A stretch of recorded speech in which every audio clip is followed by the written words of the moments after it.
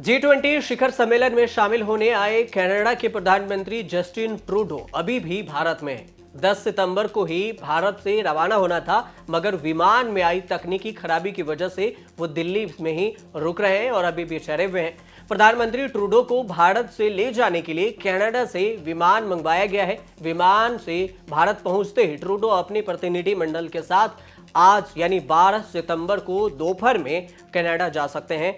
अभी कहा जा रहा है कि विमान वहां से आएगा, उसके बाद ट्रूडो जाएंगे।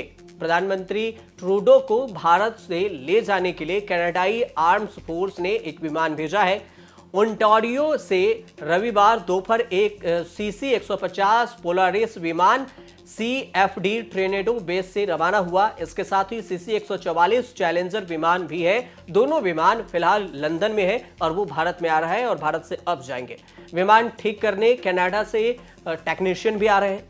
सरकारी सूत्रों का कहना है कि ट्रूडो का जो विमान खराब हुआ है उसमें गड़बड़ी आई है, उसे ठीक करने के लिए कनाडा से एक टेक्नीशियन भी भारत आ रहा है जो उनके विमान को यहां ठीक करेगा। उसके बाद वो विमान जाएगी।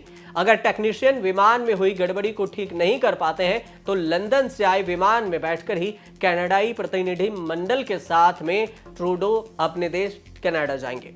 डिपार्टमेंट ऑफ नेशनल डिफेंस के मीडिया मामलों के प्रमुख डैनियल ले बैथरिलियोर का कहना है कि विमान में एक कंपार्टमेंट खराब हो गया है जिसे बदलने की जरूरत है और इसी वजह से ट्रूडो अभी भारत में रुके हुए हैं। CC-150 पोलारिस विमान का इस्तेमाल 1990 के दशक से ही किया जा रहा है। इस विमान का इस्तेमाल प्रधानमंत्री, गवर्नर जनरल और अन्य हाई रैंक वाले अधिकारियों के सफर के लिए किया जाता है।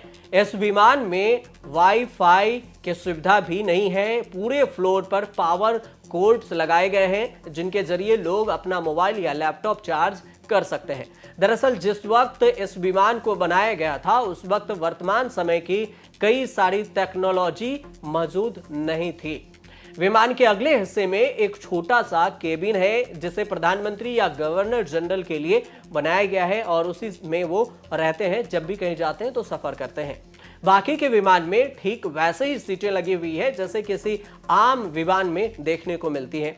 इस विमान में ईंधन की खपत भी बहुत ज्यादा होती है। ऊपर से इसकी रेंज भी बहुत कम है। इस वजह से अधिकांश विदेश यात्राओं के दौरान विमान को ईंधन भरने के लिए बार बार रुकना पड़ता है। ट्रूडो फिलहाल अपने परिवार और प्रतिनिधि मंडल के साथ होटल में ही रुके हुए हैं। भारत में हैं और नई दिल्ली में रुके हुए हैं। उन्हें 10 सितंबर को ही जाना था, रविवार को G20 समिट के बाद, लेकिन तकनीकी खराबी से नहीं जा पाए। हालांकि यह पहली बार नहीं है जब विमान की खराबी आई हो। इससे पहले भी ट्रूडो और उनके प्रतिनिधि मंडल के सामने ऐसी समस्या आई है। 2016 में कनाडा से बेल्जियम जाने के दौरान भी ये समस्या आई थी। इस कारण विमान के उड़ान भरने से 30 मिनट बाद ही वापस लौटना पड़ा था। वहीं 2019 में रॉयल कैनेडियन एयरफोर्स के मुताबिक ओंटारियो के 8 विंग्स टैंकर्स हैंगर से खींच जाने के दौरान विमान दीवार से टकरा गया था। नुकसान के कारण विमान को तब कई महीनों तक सर्विस से बाहर कर दिया गया था, यानी उसका इस्तेमाल नहीं होता था। दूसरी बार शर्मिंदगी तब हुई थी जब दिसंबर 2019 में नाटो सम्मेलन के दौरान शामिल होने के लिए ट्रूडो को एक बैकअप एयरक्राफ्ट के जरिए पहुंचाया गया था, लेकिन उनके इंजन में भी तब समस्या आ गई थी। पोलारिस बेड़े में 5 विमान हैं जिनके 2027 में रिटायर्ड होने की उम्मीद है। कनाडा का मीडिया इसे शर्मिंदगी मान रहा है।